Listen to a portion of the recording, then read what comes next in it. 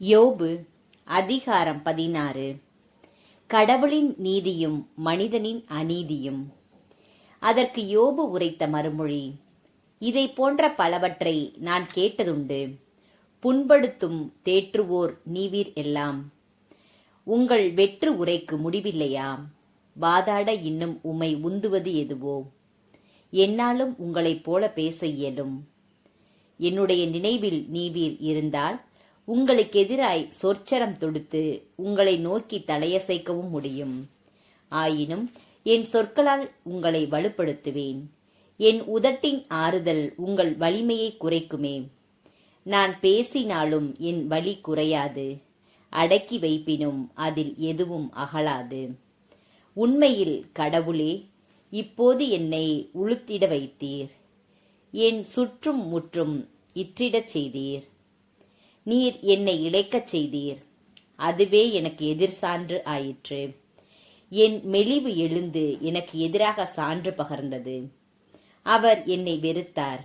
வெஞ்சினத்தில் கீறி போட்டார். என்னை நோக்கி பல்லை கடித்தார். என் எதிரியும் என்னை முறைத்து பார்த்தான். மக்கள் எனக்கெதிராய் வாயை திறந்தார்கள்.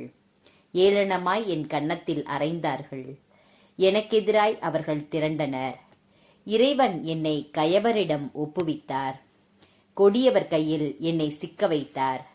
நலமுடன் இருந்தேன் நான். தகர்த்தெறிந்தார் என்னை அவர். பிடரியை பிடித்து என்னை நொறுக்கினார். என்னையே தம் இலக்காக ஆக்கினார். அவர் தம் வில் வீரர் என்னை வளைத்து கொண்டனர். என் ஈரலை அவர் பிளந்து விட்டார். ஈவு இரக்கமின்றி என் ஈரலின் பித்தை மண்ணில் சிந்தினார். முகத்தில் அடி அடி என்று என்னை அடித்தார். போர் வீரன் போல் என் மீது பாய்ந்தார். சாக்கு உடையை நான் என் உடலுக்கு தைத்து கொண்டேன். புழுதியில் என் மேன்மையை புதைத்தேன். அழுதழுது என் முகம் சிவந்தது. என் கண்களும் இருண்டு போயின. இருப்பினும் வன் செயல் என் கையில் இல்லை. மாசு என் மன்றாட்டில் இல்லை. மண்ணே, என் குருதியை மறைக்காதே. என் கூக்குரலை புதைக்காதே. இப்பொழுதும் இதோ என் சான்று விண்ணில் உள்ளது. எனக்காக வழக்காடுபவர் வானில் உள்ளார். என்னை நகைப்பவர்கள் என் நண்பர்களே. கடவுளிடமே கண்ணீர் வடிக்கின்றேன். ஒருவன் தன் நண்பனுக்காக பேசுவது போல் அவர் மனிதர் சார்பாக கடவுளிடம் பரிந்து பேசுவார்.